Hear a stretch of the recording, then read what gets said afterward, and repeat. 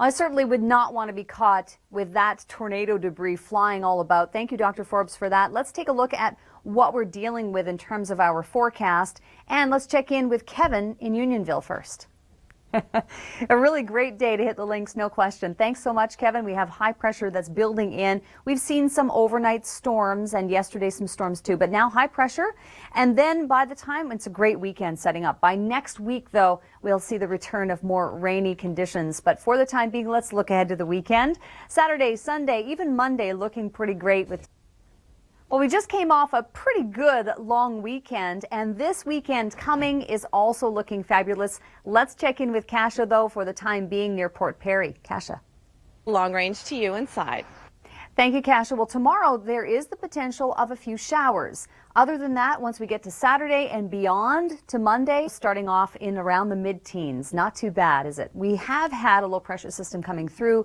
There were some storms yesterday, southwestern Ontario, and even some overnight storms too, but now high pressure until next week. By about the midweek, Tuesday, Wednesday, that's when we will see the return of some more showers, but a great weekend setting up.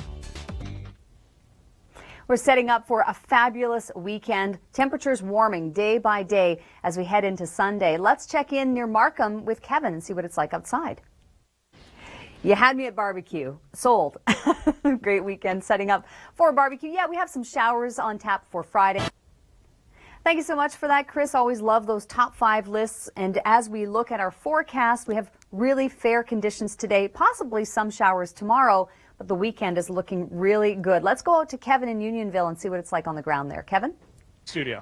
Oh, the choices, the choices. You know, speaking of golfing, Rachel Schutzen comes up with a story in just a couple of minutes about the ice storm and how it has impacted the golf courses and the greens. So that's coming up in just a couple of minutes. Let's take a look at our short-term forecast. Province, well, now that risk has shifted today and tonight into southeastern Ontario. Isolated severe weather, it's possible. The SPC in the United States also has that risk extending down into some parts like Washington, D.C. and Nashville today. So we'll be watching that, see if we see any news stories coming out of that. High pressure then builds in for the weekend. It's looking really great. It's warming up as well. And then we get back into the showers. You know, we can't last forever with the high pressure, but we will see some showers moving through. So you can see that on our 7-day forecast.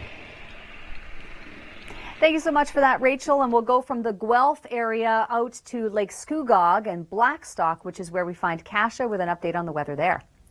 Maybe. How do you feel about today's weather? I like it. You do. So do I. What about you? To you inside.